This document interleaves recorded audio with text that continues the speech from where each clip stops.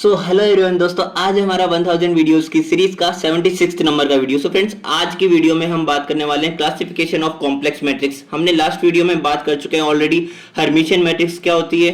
तो आज की वीडियो में हम बात करेंगे स्क्यू हर्मिशियन मैट्रिक्स के बारे में भी, ठीक है। सो फर्स्ट ऑफ ऑल आप कॉम्प्लेक्स मैट्रिक्स का जो क्लासिफिकेशन है वो देख लीजिए। यहाँ पे हमको कॉम्प्लेक्स मैट्रिक्स 3 टाइप्स में डिवाइडेड है। फर्स्ट हो जाएगा हर्मिशियन मैट्रिक्स, सेकंड हो जाएगा skew Hermitian matrix and third हो जाएगा यूनिटरी मैट्रिक्स। तो यहां से आप ए ऑफ थीटा, जो मैंने आपको पहले भी एक्सप्लेन कर दिया, मैं अगेन एक्सप्लेन कर दूंगा फर्दर भी। सो ए ऑफ थीटा हमारे पास में क्या होता है, ट्रांजुगेट मैट्रिक्स। ट्रांजुगेट मैट्रिक्स क्या होती है आगे बताएंगे हम। So A of theta is equal to A होता है हर्मिशियन मैट्रिक्स में, and A of theta is equal to minus of A matrix के क्या होता है, skew Hermitian matrix. And A of theta is equal to A inverse के equal होता है यूनिटरी मैट्रिक्स में, जहां पे हमारे पास ए इनवर्स को अगर आप एलएचएस में लेके आओगे तो A of theta multiplication of A inverse is equal to आ जाएगा unit matrix. Skew Hermitian matrix पे आ जाते हैं। स्क्यू हर्मिशियन मैट्रिक्स की सबसे पहले हम डेफिनेशन देखेंगे। सो डेफिनेशन क्या है कि ए स्क्वायर मैट्रिक्स। सो पहली ही कंडीशन यहाँ पे क्या आ गई कि वो हमेशा एक स्क्वायर मैट्रिक्स होनी चाहिए, तभी एक हर्मिशियन मैट्रिक्स या स्क्यू हर्मिशियन मैट्रिक्स डिफाइन हो सकती है। सो स्क्वायर मैट्रिक्स का मतलब क्या है, m is equal to N, यानी कि उसका जो ऑर्डर होगा m क्रॉस n, उसमें या तो 3 क्रॉस 3, 2 क्रॉस 2, यानी कि जो भी आप m को लोगे वही आप n को लेंगे, ठीक है। m is equal to n होंगे, जितनी रोज होगी उतने ही उसमें कॉलम्स होंगे। So a square matrix a of i j is said to be skew Hermitian if a of theta is equal to minus का a। जहां पर अगर मैं ट्रांजुगेट मैट्रिक्स को एक्सप्लेन करना चाहूं एक्सटेंड करके, तो a ऑफ थीटा को आप a स्टार भी लिख सकते हो। एंड जो कि हमारे पास ट्रांजुगेट मैट्रिक्स होती है वो क्या होती है, किसी भी एक मैट्रिक्स के ट्रांसपोज का कॉन्जुगेट कह लीजिए आप, या फिर उसके कॉन्जुगेट का ट्रांसपोज, आप किसी भी ऑर्डर में इसका निकाल सकते हैं, ठीक है। वो हमारे पास क्या आएगी, एक ट्रांजुगेट मैट्रिक्स। सो यहाँ पे ये जो ट्रांजुगेट मैट्रिक्स है ये हमारा माइनस ए के इक्वल होगा। अब यहाँ पे हमारे पास कंडीशन क्या होगी एंड एग्जाम्पल क्या होंगे, इसको हम बात करते हैं। सो किसी भी एक स्क्यू हर्मिशियन मैट्रिक्स के होने के लिए क्या कंडीशन होगी कि हमारे पास जो a of i j element है वो minus of a of j i के कॉन्जुगेट के इक्वल हो।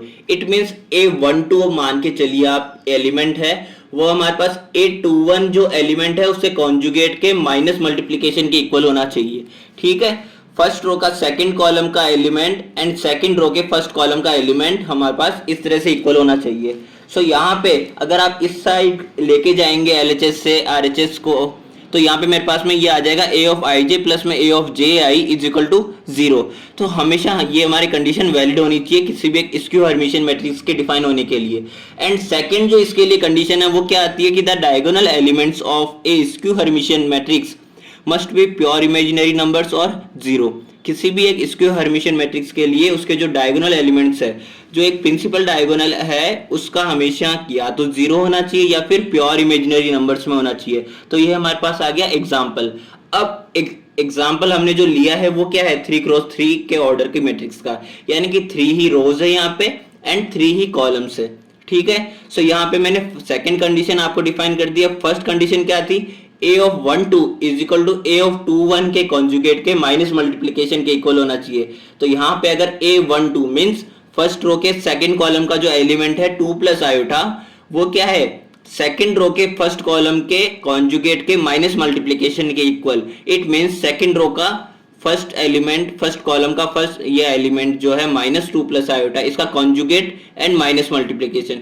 सो कॉन्जुगेट हम कैसे निकालते हैं कि माइनस 2 प्लस आयोटा है तो हमेशा जो इमेजिनरी नंबर है उसका साइन आपको ऑपोजिट कर देना है। तो यहाँ पे प्लस आयोटा है तो यहाँ माइनस आयोटा हो गया, ये हमारे पास इसका क्या आ गया, कॉन्जुगेट आ गया।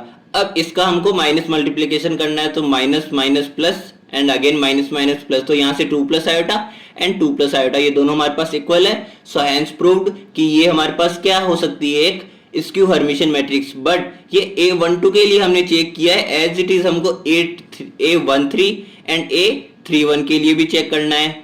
ओके, एज इट इज अगर मैं a23 की बात करूं तो a32 के लिए भी ये वैलिड होना चाहिए। ओके, अब यहाँ पे हमको इस मैट्रिक्स को क्या प्रूफ करना है, एक हर्मिशियन मैट्रिक्स है, स्क्यू हर्मिशियन मैट्रिक्स है या फिर नहीं। सो यहाँ पे ए मैट्रिक्स है तो मैंने माइनस ऑफ ए मैट्रिक्स निकाल लिया पहले तो, क्योंकि हमको क्या पता है कि A of conjugate matrix A of tranjugate जो है वो इक्वल है माइनस ऑफ ए के। तो पहले हम माइनस ए निकालते हैं यहाँ से। तो यहाँ पे माइनस ए आ गया, मैंने हर एक एलिमेंट को माइनस से मल्टीप्लाई करके लिख दिया है, ठीक है। एंड देन मैं इसका कॉन्जुगेट निकालता हूं, तो हमेशा इमेजिनरी नंबर्स को माइनस से मल्टीप्लाई कर देता हूं ओनली। तो यहाँ पे ए ऑफ कॉन्जुगेट बोला है मैंने, ठीक है, माइनस ए का कॉन्जुगेट नहीं, ए ऑफ कॉन्जुगेट। तो A of conjugate minus iota plus iota, 2 plus iota 2 minus iota, -5 -3 iota -5 + 3 iota. तो इस तरह से हमने इनके इमेजिनरी जो है एलिमेंट उनके साइन को जस्ट ऑपोजिट कर दिया है। अब ए ऑफ कॉन्जुगेट का हमको ट्रांसपोज निकालना है। इट मींस रोज को हमें कॉलम में कन्वर्ट करना है। तो iota 2 minus iota and -5 + 3 iota, iota 2 minus iota and -5 + 3 iota. ये रो फर्स्ट कॉलम में चेंज हो गई, सेकंड रो सेकंड कॉलम में चेंज हो गई and third row third column में चेंज होने के बाद हम क्या देखते हैं कि ये हमारा जो ए ऑफ ट्रांजुगेट मैट्रिक्स आया वो हमारे पास किसके इक्वल है, माइनस ऑफ ए के इक्वल। इट मींस ये हमारे पास क्या है, एक स्क्यू हर्मिशियन मैट्रिक्स। सो ये था हमारा आज का वीडियो।